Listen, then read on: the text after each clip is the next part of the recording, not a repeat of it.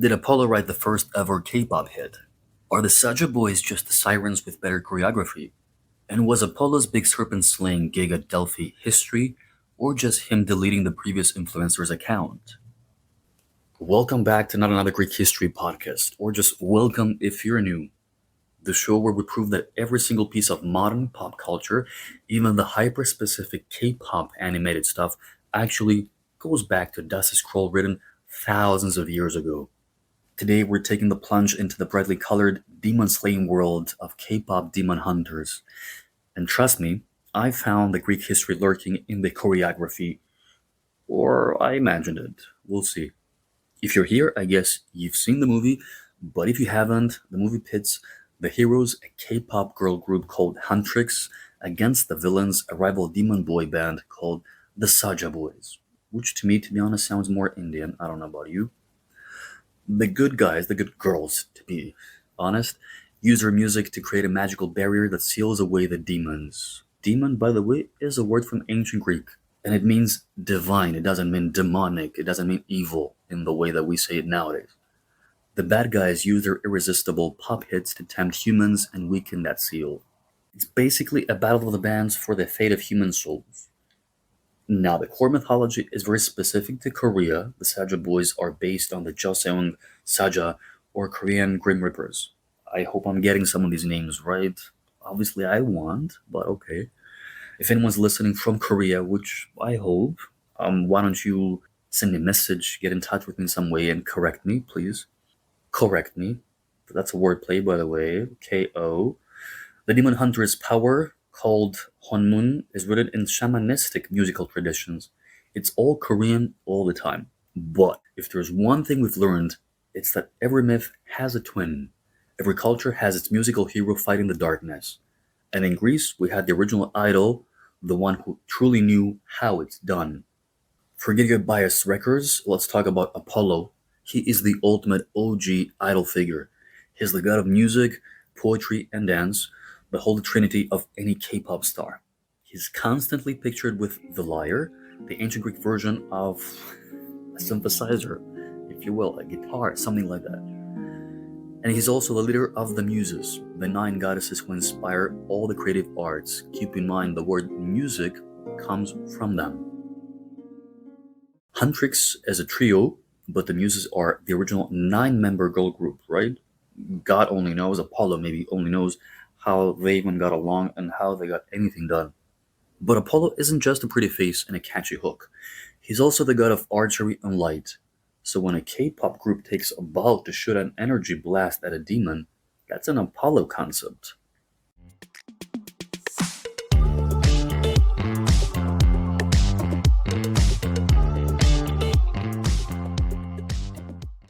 Apollo's big boss fight? He slew the serpent Python at Delphi.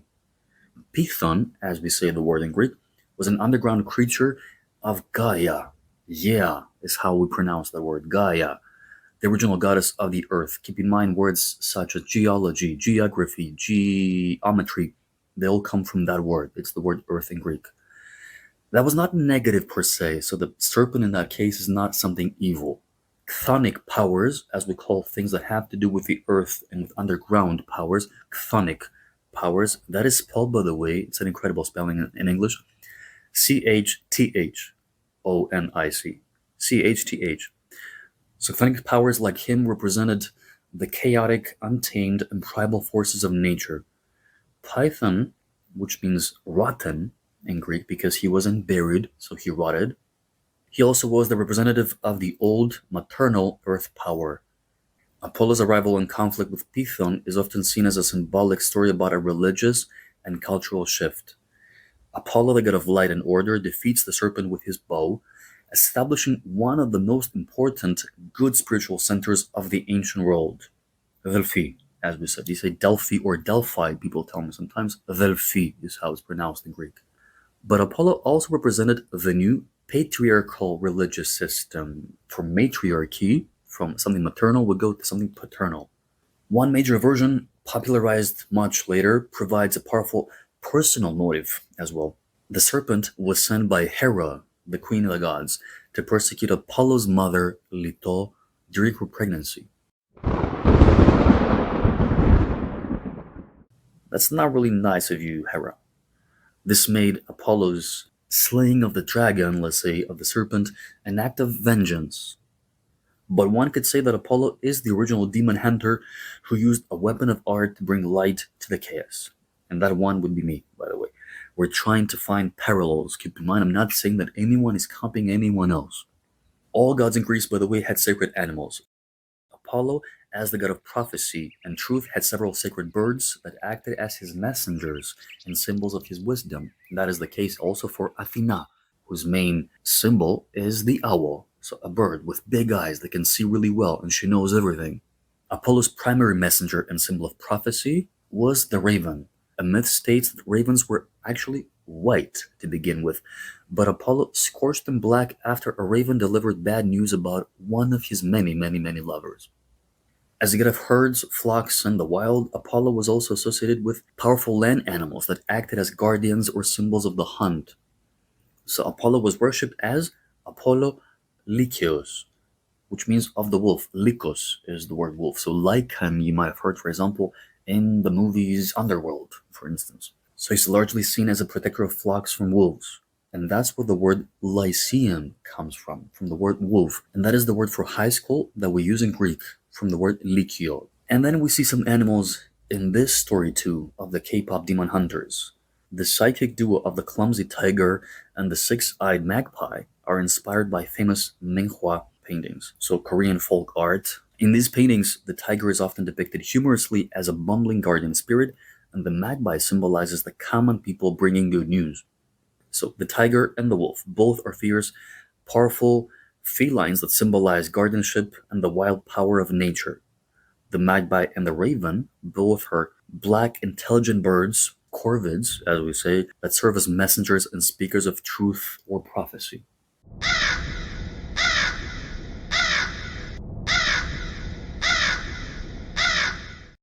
Now, the central focus of the heroes, the heroines, to be very specific, the huntrix, is stopping the chaos by creating and maintaining a magical barrier called the Honmun. The name Honmun itself is derived from Korean. Of course, Hon means soul or spirit. Moon doesn't mean moon, actually means door or gate. So the Honmun is literally a soul gate. This concept is strongly inspired by Korean shamanism and good rituals. Good, by the way, G-U-T, I hope I'm getting this right. Good ceremonies, which involve music, dance, and ritual chanting, just like a K-pop concert, are performed to drive away evil spirits, protect the community, and create harmony, a word from ancient Greek, which of course Apollo really represents. The huntrix's goal of creating the golden Honmun to permanently seal the demons is a hyper-modern interpretation of a final, powerful, protected shamanic ritual. The earliest written accounts, by the way, of creatures like the dokebi, something like that. I told you I'm not gonna get it right. Those would be the goblins or those like bad spirits that we see that the huntrix are fighting. They appear in texts like the memorabilia of the Three Kingdoms, and they were written roughly during the 10th to 14th centuries AD. So the oldest accounts would be, at best, let's say, roughly 1,000 years old. Now let's look at the bad boys, finally, the Saja Boys, the demons, or former corrupted humans, who were sent by the demon king Guima to harvest souls.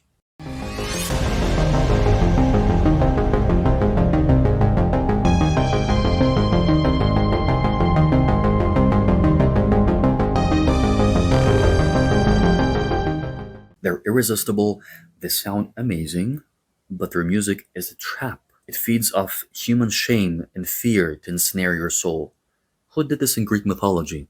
Did anyone say Hades? No, it's not that one because he was too busy managing paperwork in the underworld. So no, we're talking about the Sirens. The Sirens were female creatures, not male, as the Saja Boys are. Their singing was so incredibly beautiful and mesmerizing that it caused sailors to forget everything, their mission, their family, their home, and crash their ships onto the rocks. And then, of course, they would eat them. They would feed off them. That's very similar in a way. The Saja Boys' demonic song is called Your Idol, which plays on the concept of idolatry, the dangerous obsession with a false god or image. And by the way, for me, Your Idol was a much better song than Soda Pop, which is supposed to be like their huge hit and their amazing song, and which actually peaked at number 3 both in the UK and US. And I think that Soda Pop is a rather forgetful song, if you're asking me. I don't know about you. What do you think? The Sirens were the ultimate idol, a tempting image and voice you couldn't resist, leading you to your destruction. It's interesting how also in antiquity, the Sirens used music, they used song to lure the sailors. So do the makers of K-pop demon hunters sit around and read Homer, who mentions the Sirens? Maybe, maybe not. But the genius of Greek mythology is that it created universal archetypes. It's wild to think about, but the song Golden, sung by a virtual girl group, hit number 1 on the Billboard Hot 100 and the Billboard Global 200 charts. Although the chorus, for me, is a bit screamy to my ears, okay? I'm talking about my ears.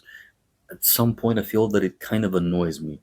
People tell me that I do have something which has to do with like too much sensitivity to high-pitched voices. It could be that.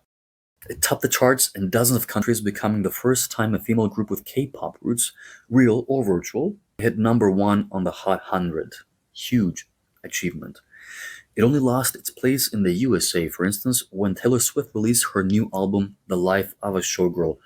And by the way, I have made a whole episode about her and about this album specifically, with connections to ancient Greece again, so you can actually listen to that as well.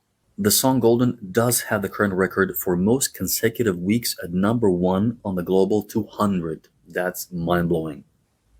When the Muses and Apollo put their minds to it, when the music is good and the message is clear, it doesn't matter if the heroes are ancient gods or animated K-pop stars. The power of music to defeat darkness, even the darkness of a boring chart week, is real. The film's success owes to dealing with themes like trauma, self-acceptance, symbolized, for example, by the demon patterns, shame, identity, redemption, and the pressure of perfection within the K-pop and real world. I love the humor behind those things, with lines such as, "You're just my type, oh well," and "No more abs," which is totally against this whole pressure of perfection that I told you about. I have personally loved the idea of the demon Jinu, who has good in him and is capable of change, and in the end he even sacrifices himself. That was very moving. I loved it. Obviously, part of the success is the blending of traditional and modern Korean elements, which goes to show that there is still space for tradition in the modern world. And I would love to see this whole thing even as a movie with real actors. So next time you're watching a K-pop group fight a demon with a light stick, remember that they could be continuing the great tradition started by the ultimate Greek idol, Apollo, millennia ago. So if you enjoyed this episode and if you liked what I did, stick around and listen to more of my episodes. If you enjoyed today's episode, don't forget to subscribe, rate, and share. Until next time, this is Onoufiros Dovletis signing off from Not Another Greek History Podcast.